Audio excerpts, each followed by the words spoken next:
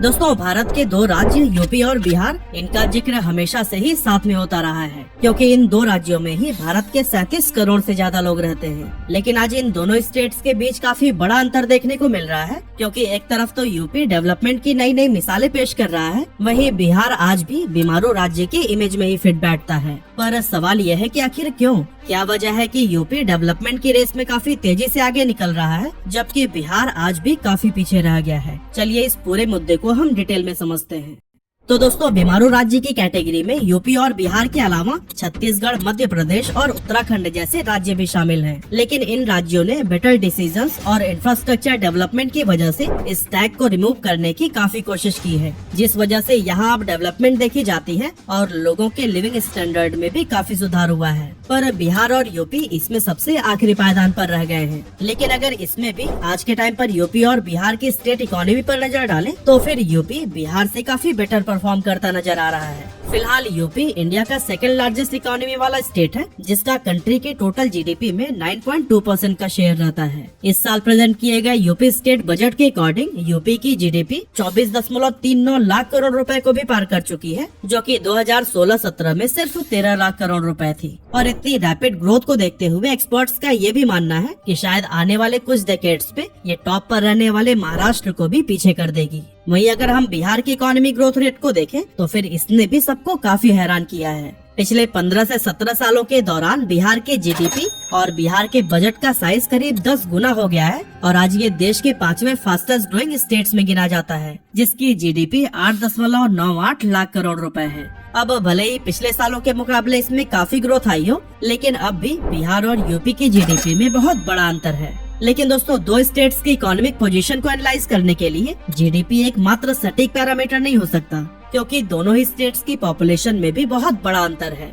UP की population जहां 24 करोड़ है, वहीं बिहार की पॉपुलेशन 13 करोड़। ऐसे में अगर हम पूरे स्टेट के जीडीपी को एक साइड करके सिर्फ पर कैपिटा इनकम को देखें, तो फिर हमें ज्यादा बेटर एंड एक्यूरेट पिक्चर देखने को मिलेगा। तो दोस्तों, 2023 में यूपी की पर कैपिटा इनकम 83,565 रुपए थी, वहीं सेम ईयर बिहार की पर कैपिटा इनकम थी 54,110 रुपए। यानी कि इस मामले में भी यूपी बिहार से काफी आगे चल रहा है। इसी के साथ अगर आप इसके पॉवर्टी रेट यानी कि गरीबी दर पर नजर डालेंगे, तो फिर बिहार में हर 3 में से 1 आदमी गरीबी रेखा के नीचे जीवन बिता रहा है, जबकि वहीं यूपी में हर 5 में से 1 आदमी पॉवर्टी लाइन के नीचे की कैटेगरी में आता है। यूपी में जहां 26.35% पॉपुलेशन गरीब है, वहीं बिहार में ये परसेंटेज 36.95 तक पहुंच गई है। यानी कि यहाँ दोनों स्टेट्स के बीच लगभग 10% का फासला है, जिसे कि हम कम तो बिल्कुल भी नहीं कह सकते।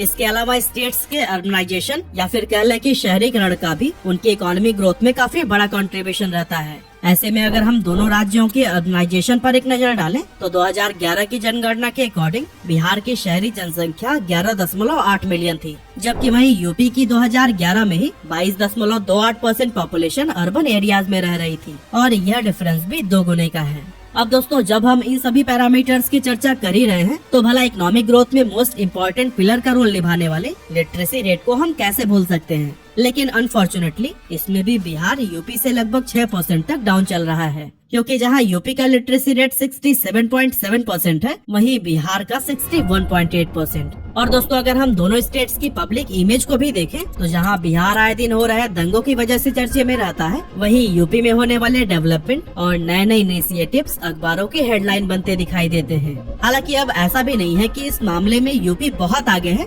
लेकिन बिहार के मुकाबले इसे बेटर माना जा सकता है। तो दोस्तों, अब हम अपने मेन सवाल पर आते हैं कि आखिर वो कौन से ऐसे रीजंस हैं जिनके चलते बिहार पिछड़ता जा रहा है और यूपी डेवलपमेंट की रेस में आगे निकलता जा रहा है।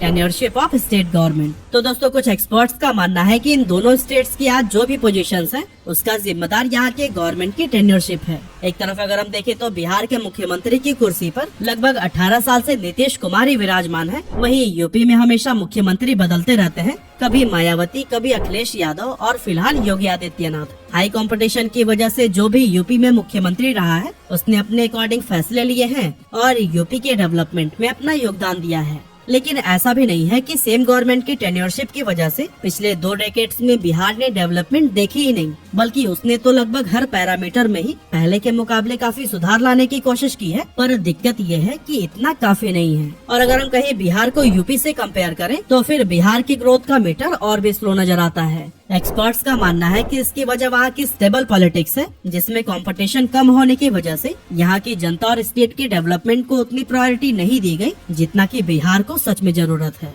दोस्तों, बिहार के पीछे होने का एक और बड़ा रीजन है यहाँ हर साल आने वाली बाढ़, क्योंकि यहाँ की करीब 76% आबादी हमेशा बाढ़ की चपेट में रहती है। बिहार में नेपाल से आने वाली नदियाँ, जिनका ऑरिजिन हिमालय की वादियों में होता है, ढलान की वजह से उसका पानी हर साल तेज रफ्तार से बिहार में आ जाता है, जिसके चलते यहाँ के 38 में से 28 जिले हर साल बाढ़ की तबाही झेलते हैं। कोसी, गंडक, बागमती, कमला बलान, गंगा, बूढ़ी गंडक, सरयू, पुनपुन, महानंदा, सोन, लखदेई, अवधारा और फाल्गुन ये वो नदियाँ हैं जो बिहार में जितनी खुशहाली नहीं लाती, उससे ज्यादा हर साल तबाही का कारण बन जाती हैं।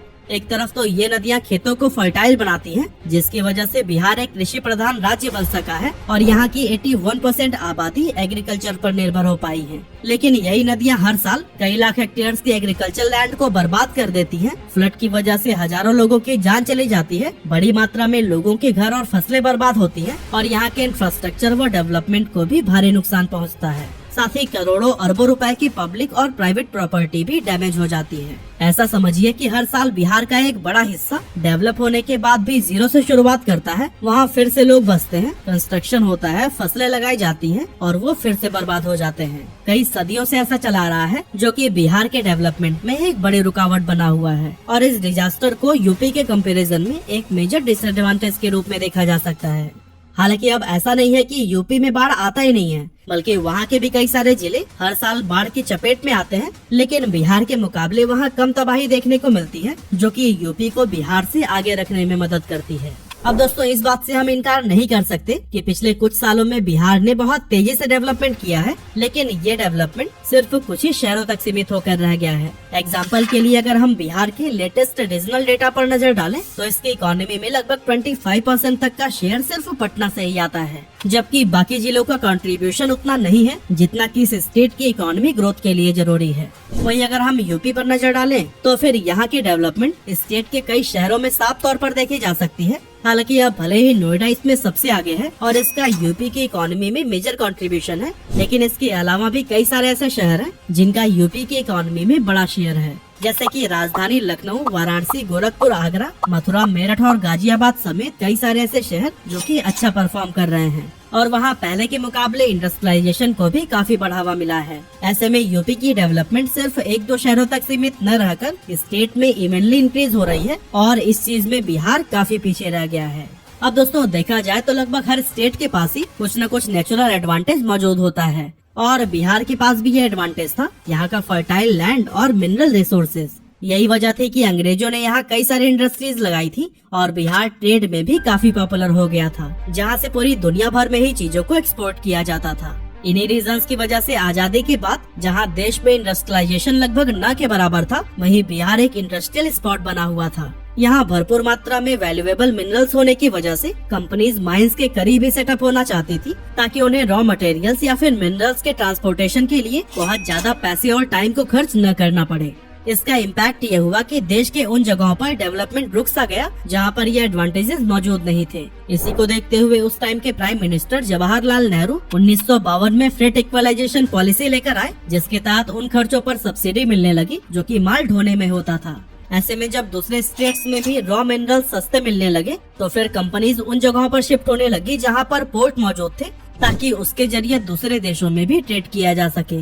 इस तरह से गवर्नमेंट की इस पॉलिसी ने बिहार के डेवलपमेंट की कमर तोड़ दी, जिसके बाद से लोग एग्रीकल्चर पर बहुत ज्यादा डिपेंडेंट होने लगे और इस ओवर डिपेंडेंसी की वजह से इंडस्ट्रियलाइजेशन की स्पीड बहुत स्लो हो गई।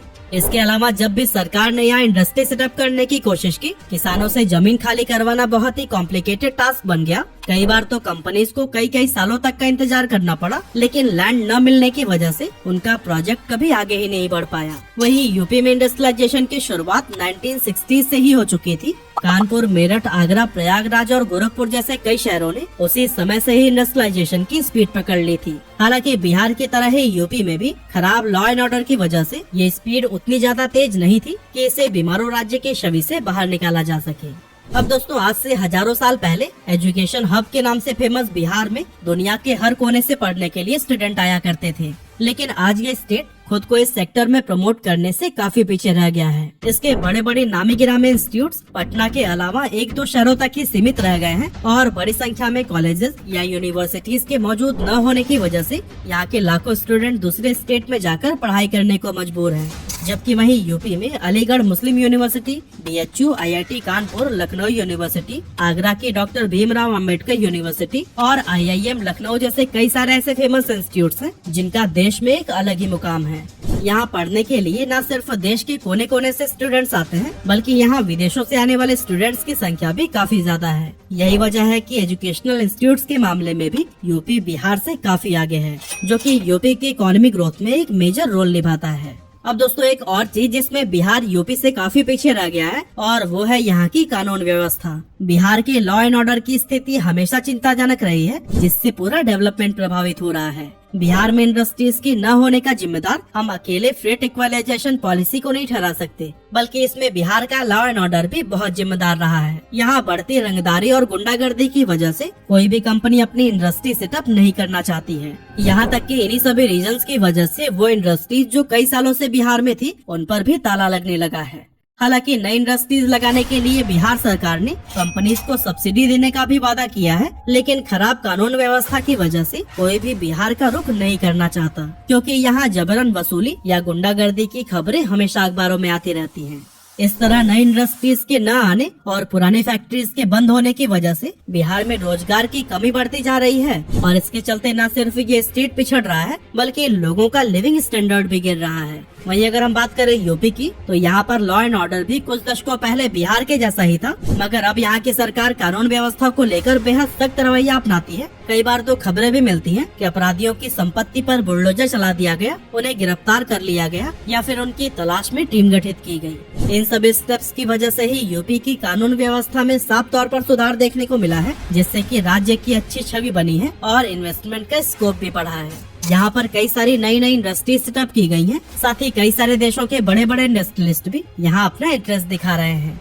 अब दोस्तों यूपी और बिहार देश के न सिर्फ सबसे गरीब राज्य हैं, बल्कि GDP पर कैपिटा के मामले में भी ये दोनों लास्ट पोजीशन पर ही आते हैं। ये दोनों स्टेट्स डेंसली पॉपुलेटेड हैं, जिनकी जनसंख्या 37 करोड़ से भी ज्यादा है। ऐसे में इन स्टेट्स के पिछड़े होने का सीधा असर भारत की 1/4 पॉपुलेशन पर पड़ता है। इसीलिए अगर देश को डेवलप करना है तो फिर इन राज्यों के डेवलपमेंट पर भी ध्यान देना बहुत जरूरी है, ताकि हमारा पूरा देश इवनली ग्रोथ की सीढ़ियां चढ़ सके। अब इसके लिए सरकार को यहाँ के लोगों के लिए बेटर अपॉर्चुनिटी, इंफ्रास्ट्रक्चर डेवलपमेंट के साथ साथ कई सारे ऐसे इनिशिएटिव्स लेने होंगे जिससे एजुकेशन का स्तर बढ़ सके, लोगों को रोजगार मिल सके और यहाँ के लोगों को पलायन न करना पड़े, क्योंकि पलायन से स्किल्ड लेबर का एक बड़ा ग्रुप स्टेट से बाहर चला जाता है, जिसका इम्पैक्ट उस स्टेट की इकोनॉमी पर भी साफ नजर आने लगता है।